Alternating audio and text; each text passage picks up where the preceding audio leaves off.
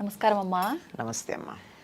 అమ్మా, లక్ష్మీదేవి గురించి అందరం ఎక్కువగా మాట్లాడుకుంటూ ఉంటాం. అవునమ్మా. మనం ఎక్కువ ఆరాధించడం కూడా లక్ష్మీదేవిని అందరం ఆరాధిస్తూ ఉంటాం. కానీ దరిద్ర దేవత కూడా ఉంది, దరిద్ర లక్ష్మి అని కొన్నిసార్లు వింటుంటాం.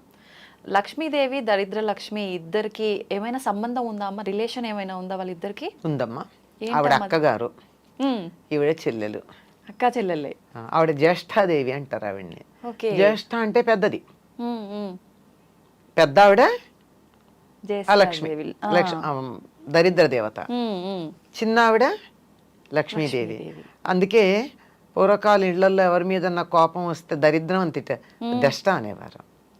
అంటే జ్యేష్ఠకు సంబంధించింది దష్ట. అంటే వ్యవహారంలో అట్లా ఊర్లలో నిజంగా దష్ట అంటారు కదా, అంటే నువ్వు దరిద్రం అని అర్థం అక్కడ. జ్యేష్ఠాదేవి అని అంటే ముందు ఆవిడ పుట్టింది, తర్వాత లక్ష్మీదేవి పుట్టింది. ఎప్పుడైనా ఏదన్నా మనం చేసేటప్పుడు ఏమవుతుందమ్మా, పనికిరాంది ముందు వస్తుంది, పనికొచ్చేది తర్వాత వస్తుంది. పాల సముద్రం తరచినప్పుడు ఏమొచ్చింది? ముందు హాలాహలం వచ్చింది, అందులోంచి చెడంతా వెళ్ళిపోయింది, తర్వాత అమృతం వచ్చింది. పొలంలో పంట వెయ్యంగానే చేసే పని ఏమిటి? కలుపు తీస్తారు కొద్ది రోజుల్లో. పనికిరానివి తీసేస్తే పనికొచ్చేది ఏపుగా వస్తుంది. అట్లాగే ముందర లక్ష్మీ జ్యేష్ఠాదేవి ఆవిర్భవించి ఆ తర్వాత లక్ష్మీదేవి ఆవిర్భవించింది అని చెప్తారు. ఇది వాళ్ళకున్నటువంటి చుట్టరికం. అక్కా చెల్లెలు. ఈ అక్కా చెల్లెలు ఇద్దరు కలిసి ఉండరు. ఈవిడుంటే ఆవిడుండదు, ఆవిడుంటే ఈవిడుండదు, అంతే. ఇద్దరు ఒకటే. ఎలాగంటే నాణ్యానికి ఉన్న బొమ్మ బొరుసులాగా. నాణ్యం ఈ రెండిటికి ఉన్న చుట్టరికం ఏమిటి? ఒకదానికి ఉన్న రెండు, అంతే, రెండు సైడ్స్, అంతే అంతే, రెండు వైపులు. అలాగే ఒకే ఒక సంపదకి లేకపోవడం, ఉండడం అనేటటువంటి రెండు లక్షణాలు ఉంటాయి గనక ఆవిడ జ్యేష్ఠాదేవి, ఈవిడ లక్ష్మీదేవి. ఈవిడుంటే ఆవిడుండదు, ఆవిడుంటే ఈవిడుండదు. ఓకే అమ్మా, అసలు ఏ రకంగా వస్తుంది దరిద్ర దేవత ఇంట్లోకి? అంటే కొన్ని సందర్భాల్లో ఇల్లు శుభ్రంగా లేకపోతే వచ్చే అవకాశం, ఇలా చాలా చెప్తుంటారు. ఏ రకంగా ఉంటే దరిద్ర దేవత రాకుండా ఉంటుందమ్మా? ధర్మరాజు జూదంలో ఓడిపోయిన తర్వాత సర్వస్వం కోల్పోయి అరణ్యవాసానికి వెళ్ళాలి. అంటే దరిద్ర దేవత ఆవహించాలి కదా, సంపదలు కోల్పోయి. అవును. అప్పుడు లక్ష్మీదేవి అంటుంది, జానపద గేయం అమ్మ ఇది. ఏమంటే, చేటలో పళ్ళను చెరపడే రాజు, కట్టి విడిచిన బట్ట కట్టడే రాజు, ఆడి విడిచిన నీరు ఆడడే రాజు అని చెప్తుంది. ఇలా కొన్ని. నేను ఎలా పెడతాను అటువంటి చోటికి? ఒక్కటి సవ్యంగా లేదే. నేను ఇల్లు ఉండడానికి తగినటువంటి చోటు అంటే చేటలో పళ్ళు వేయకూడదట. ఇప్పటికీ పల్లెటూళ్ళల్లో ఒప్పుకోరమ్మా. చేటలో బియ్యం చెరుగుతారు కదా, బియ్యానికి తౌడు ఉంటుంది కదా, ఆ చేటకి తౌడు అతుక్కుని ఉంటుంది. దాంట్లో కూరగాయలు పళ్ళు గనక వేసినతో త్వరగా పాడైపోతాయి. అందుకని చాట్లో పళ్ళు వేసామంటే దరిద్రం అంటారు. అలా వేయడు. ఒకసారి కట్టి వదిలిన బట్ట మళ్ళీ కట్టడు. విడిచిన బట్ట కట్టడం దరిద్రం. చూసారా ఏ పదం వాడాం? దరిద్రం, దరిద్ర దేవత. అలాగే ఒకళ్ళు స్నానం చెయ్యగా మిగిలిన నీళ్లతో స్నానం చేయడం, అది కూడా దరిద్రం అమ్మ. ఇప్పుడు మీరు పల్లెటూళ్ళలో పెద్దలు ఇంట్లో ఎవరైనా ఉంటే స్నానం చేసేటప్పుడు ఒక బకెట్లో నీళ్లు తీసుకుంటాం, స్నానం చేస్తాం, అడుగున ఆఖరి దాకా పోసుకోం కదా, కాసి నీళ్లు మిగిలిస్తాం. ఆ మిగిల్చిన కింద పోసి బకెట్ బోర్లించి వస్తారు. ఆ మిగిలిన నీళ్లతో ఇంకోళ్ళు స్నానం చేయకూడదు. మామూలుగా అందులో నీళ్లు వదలొద్దు అనటం విన్నాం, కానీ దాని వెనకాల రీజన్ ఇదని ఇప్పుడు తెలిసిందమ్మా. కానీ ఆఖరి నీళ్లు పోసుకోకూడదు, ఆఖరి నీళ్లు పోసుకోకూడదు, వదిలిపెట్టకూడదు. కనుక వాటిని కింద పారబోసి వచ్చేస్తాం కదా. అంటే ఆడి విడిచిన నీరు ఆడడే రాజు అని ఒక జానపద గేయాలు ఇవన్నీ మనకి. ఇవన్నీ ఎక్కడ దరిద్ర దేవత రావడానికి వీల్లేని ప్రదేశాలు ఇవి. అంటే దరిద్రం రావాలంటే ఏం చెయ్యొచ్చు? విడిచి బట్టలు అక్కడ పడేసి మళ్ళీ కట్టుకోవడం, విడిచిన బట్టలు కట్టుకోవడం దరిద్రమే కదమ్మా. కంపు కొడతాయి, పాడైపోతాయి, వాసన వస్తాయి. బట్టలు bold, they carry many things with them. అంచేత అవి. తర్వాత ఒకళ్ళు వాడిన నీళ్లు మళ్ళీ వాడడం, ఎంగిళ్ళు తినడం, అశుభ్రంగా ఉండడం, అశుచిగా ఉండడం, ఇలాంటివన్నీ కూడా దరిద్రం ఉంటుంది అని చెప్పడానికి సంకేతం.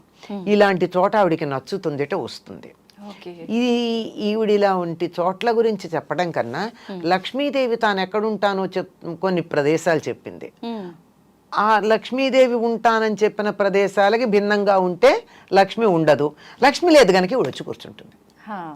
లక్ష్మి తాను ఎక్కడ ఉంటానని చెప్పింది, శుచిగా ఉండాలి. శుచి అంటే మనిషి శుచిగా ఉండాలి, ఇల్లు శుచిగా ఉండాలి. అవునమ్మా. మనసు కూడా శుచిగా ఉండాలి. ఇది మెయిన్, అందరం ఇది వదిలేస్తాం. అదే కదా, మనసులో ఎంతసేపు నేను నీట్గా మంచి బట్టలు కట్టుకుని సెంట్లు అవి కొట్టుకుని ఇల్లంతా నీట్గా పెట్టుకుని కొత్త ఇప్పుడే మీరు ఏదో ఐకియానో ఏదో రకంచి ఫర్నిచర్ తెప్పించి నీట్గా అక్కడ పెట్టాం అంతే, బా అనిపిస్తుంది. కానీ ఇంట్లోకి వెడితే అంత నీట్గా ఉన్నా ఒక్క 2 నిమిషాలు కూర్చోవాలనిపించదు, ఎప్పుడు బయటపడదామా అనిపిస్తుంది. అంటే వాళ్ళ మనసులో ఉన్నటువంటి భావాలు అంత వ్యతిరేకమైనటువంటి లక్షణాన్ని కలిగి ఉన్నాయి, ప్రతికూల లక్షణాలు. కనుక అటువంటి చోటకి లక్ష్మీదేవి ఉండదు. శౌచం లక్ష్మి ఉండాలంటే కావాల్సింది.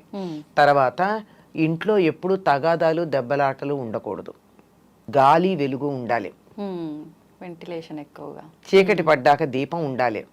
దీపంలో నేను ఉంటానని చెప్పింది, పూలలో తానుంటానంది. తర్వాత ఏనుగు ముఖంలో ఉంటానంది, చంద్రుడి వెన్నెల్లో ఉంటానంది.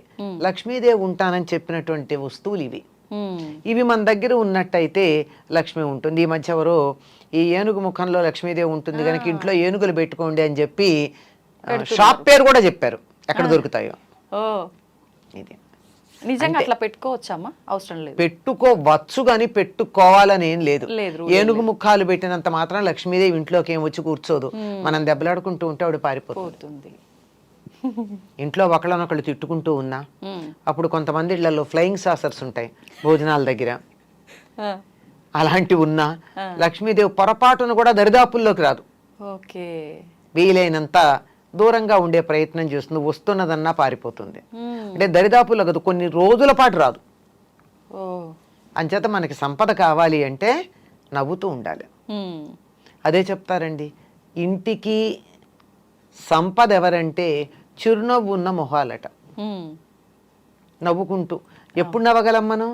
మనసు బాగుంటే, అందరూ ఆహ్లాదంగా ఉంటే, ఒకళ్ళ పట్ల ఒకటి శత్రుభావం లేకుండా ఉంటే అక్కడ లక్ష్మీదేవి ఉంటుంది. అంటే ఇవి లేని చోట లక్ష్మి ఉండదు.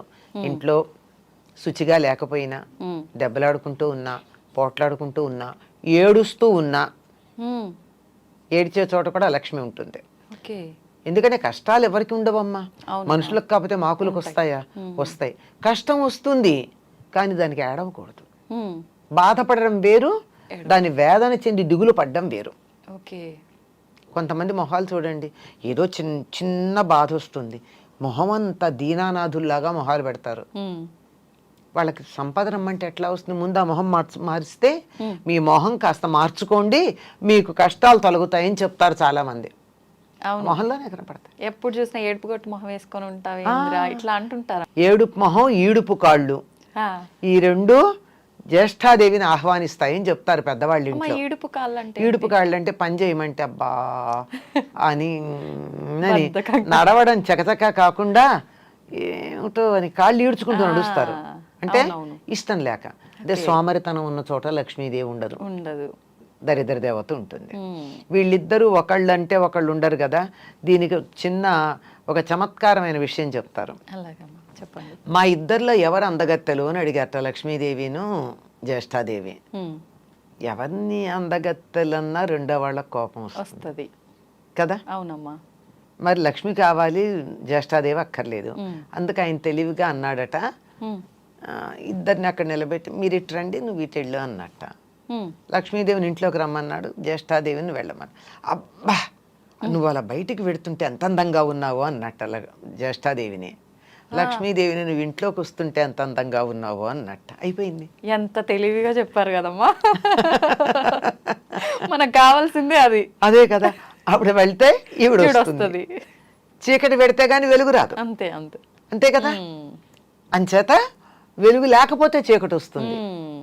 అవును, చీకటి వస్తే వెలుగుపోయింది కాదు, వెలుగు లేకపోతే చీకటి వస్తుంది. అందువల్ల వెలుగుని ఆహ్వానించుకోవాలి, చీకటి దానంతట అదే పోతుంది. అంచేత సూపర్ అమ్మా నిజంగా. ఎవరమ్మా ఇది చెప్పింది? ఏదో ఒక పండితుడి గురించి ఒక కథ చెప్తారు. ఓకే. ఇది ఒక ప్రధానమైన పండితుడు అని కాదు, ఊరికే అసలు తెలివితేటలు ఎట్లా ఉంటాయి అని చెప్పడానికి ఒక పండితుడి పేరు పెట్టి చెప్పినటువంటి లోకంలో ఉన్నటువంటి కథ. చాలా అద్భుతంగా అసలు నిజంగా చెప్పేవారు. ఇలా ఉంటాయి. అంచేత మనకి సంపద కావాలి అంటే లక్ష్మీదేవి లక్ష్మి అంటే డబ్బు అని మాత్రమే అనుకుంటాం మనం. అవునమ్మా. కాదమ్మా, అష్టలక్ష్ములు ధనంతో పాటుగా ధాన్యం, చదువు, ఆరోగ్యం, సంతానం ఇలాంటివన్నీ కూడా లక్ష్ములే. ఇవన్నీ కూడా మనకు అనుకూలంగా ఉండాలి అంటే ఎప్పుడూ మనం ఆహ్లాదంగా ఉండాలి, నవ్వుతూ ఉండాలి, ఇంట్లో గాలి వెలుగు ఉండాలి, శరీరం మనసు కూడా శుచిగా ఉండాలి. ఇవేమీ లేకపోతే అక్కగారు వచ్చి కూర్చుంటారు, అక్కగారు వద్దనుకుంటే ఇవన్నీ ఉండాలి. అంతే. మనం తన కోసం పెద్ద ప్రయత్నాలు ఏం చేయాల్సిన అవసరం లేదు. లక్ష్మీదేవిని ఆహ్వానించాలి, మనకు కావాలి ఇవన్నీ అనుకుంటే ఆటోమేటిక్ గా వెళ్ళిపోతుంది. ఇందులో ఏదన్నా డబ్బు పెట్టి చేయాల్సిన పని ఉందమ్మా? లేదమ్మా. నవ్వుతూ ఉండడానికి డబ్బు అక్కర్లేదు కదా. లేదు. మనసు ప్రశాంతంగా ఉంచుకుంటే సరిపోతుంది. ఇల్లు శుచిగా పెట్టుకోవడానికి డబ్బు అక్కర్లేదు కదా. అవును. పోట్లాడుకోకుండా ఉండడానికి డబ్బు అక్కర్లేదు కదా. తిట్టుకోకుండా ఉండడానికి డబ్బు అక్కర్లేదు కదా. ఏడవకుండా ఉండడానికి డబ్బులు అక్కర్లేదు కదా. ఇవేమీ డబ్బులు అక్కర్లేకుండానే మనకి లక్ష్మి వచ్చేటటువంటి సాధనాలు. అంతే, మనం రూపాయి ఖర్చు చేయాల్సిన అవసరం లేదు. కానీ చాలా మంది ఇవన్నీ జరగాలంటే ఈ రెమెడీ చేయాలి, ఆ రెమెడీ చేయాలి, ఇలాంటివన్నీ చెప్తుంటారు కదమ్మా. అసలు ఇవన్నీ వర్కౌట్ అవుతాయా? అవ్వవనే అనిపిస్తుంది ఇప్పుడు మీరు చెప్పినవన్నీ వింటే. ఇవన్నీ ఈ లక్షణాలని తీసుకొచ్చే సాధనలకు మనకు వస్తాయి అంతే. ఓకే. ఇప్పుడు మీరు ఈ జపం చేస్తూ కూర్చోండి అంటే తిట్టకుండా ఉంటారు అంతసేపు, చాలదు. అంతే అంతే కదా. ఏదో దేవుడు పూజ అనంగానే జపం చెయ్యాలి అంటే శుచిగా ఉంచుకుంటారు కదా మిగిలిన సమయానికన్నా. ఇలా ఉపయోగపడతాయి. లక్ష్మీదేవి రావడానికి కావలసినటువంటి వాతావరణాన్ని కల్పించడానికి ఉపయోగపడతాయి. ఆ వాతావరణం మంత్రం లేకుండా కూడా మనం కల్పించుకోవచ్చు. అంటే మంత్రాలు వద్దని కాదు, వాటికి శక్తి లేదు అని చెప్పట్లా నేను. అవన్నీ చెయ్యలేకపోయినా ఇలా ఉంటే వస్తాయి. ఓకే. చేయగలిగితే చేసుకోవచ్చు, చేయలేకపోతే విచారం అవసరం లేదు. మళ్ళీ మంత్రం అంటే మనం చెప్పే విధానం అటు ఇటు అయినా కూడా మీరు అన్నట్టు అర్థాలు మారిపోతున్నాయి. దానికన్నా మనం ఇదంతా మీరు చెప్పినట్టు చేసుకోవడమే బెటర్.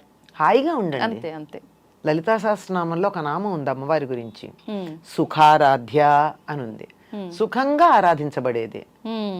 సుఖంగా ఆరాధించేదానికి ఎందుకు కష్టపడతామమ్మా? అమ్మవారి ఆరాధన సుఖంగా చేసుకోవచ్చుగా. అంతే, హాయిగా చేసుకోవచ్చుగా. కష్టపడి ఎందుకు చెయ్యాలి? సోమరితనం ఉండకూడదు కానీ, అవునవును, బద్ధకం ఉండకూడదు కానీ కష్టపడమని చెప్పాల.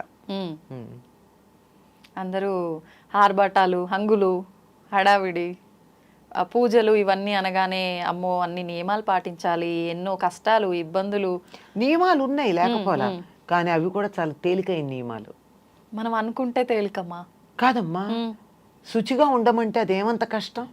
ఉతికిన బట్టలు కట్టుకోమంటే కష్టమా? ఇల్లు శుభ్రంగా పెట్టుకోమంటే కష్టమా? సోమరిపోతులకు కష్టమే అమ్మా. సోమరిపోతులకు అందుకే సోమరితనం ఎలా ఉంటుంది? ఉండదు. అంచేత కొంచెం శుచిగా పెట్టుకోండి అంతే. ఇలా చిన్న చిన్నవి ఈ రెండే కాదు, ఇంకా కొన్ని ఉన్నాయి. అవి కూడా చాలా ఏమీ కష్టం లేనివమ్మా. ఏమీ ఆ మాత్రం కూడా కష్టపడకుండా మంత్రం చేయడం కష్టం కదా. అవును అవును, చాలా కష్టం. ఇంకేదో రెమెడీస్ అవి చేయండి చేయండి అని చెప్తే డబ్బులు ఖర్చు పెట్టి చేయడం కష్టం కదా. వాటికన్నా ఇది తేలిక కాదు. మరి పైగా శుభ్రంగా ఉంచుకుంటే మనకే ఇంకా హెల్త్ ఇష్యూస్ రాకుండా ఉంటాయి. ఇది ఒక ఫేవర్ కూడా ఉంది కదమ్మా. అది కూడా లక్ష్మే కదమ్మా, ఆరోగ్య లక్ష్మి. అంతే అంతే. అవునమ్మా, మీరు చెప్పినట్టు నిజంగా ఆరోగ్యము ఉండాలి, డబ్బు ఉండాలి, ప్రతి ఒక్కటి ఉండాలమ్మా. డబ్బు ఒక్కటే కాదు, అన్నీ ఉండాలమ్మా. డబ్బుతో వచ్చేది ఏం లేదు. ఆరోగ్యం ఉండాలి. మనకి కావాలంటే పిలిచే మనుషులు ఉండాలి. బోల్డ్ మంది పిల్లలు ఉన్నారు, కానీ కప్పుడు కాఫీ ఇచ్చేవాళ్ళు ఉన్నారా? గ్లాసులు మంచినీళ్ళు చేతికి అందించేవాళ్ళు ఉన్నారా? ఏదో దేశాల్లో ఉండి ఎక్కడో ఉండి బోల్డ్ సంపాదిస్తున్నారు, కోట్లు సంపాదిస్తున్నారు. ఆయా దేశాల్లో, ధనవంతమైన దేశాల్లో పెలాషియల్ బిల్డింగ్స్ ఉన్నాయి. కానీ ఇక్కడ అమ్మకో నాన్నకో జ్వరం వస్తే చూసుకోవడానికి పక్కింటి వాళ్ళ మీదో పని మనిషి మీదో ఆధారపడాలి. అవును, అది సంతాన లక్ష్మి కాదు, అది మ్మ్. సంతాన సౌభాగ్యం కాదు. సంతానం మాత్రమే ఉంది, సౌభాగ్యం లేదు. ఓకే,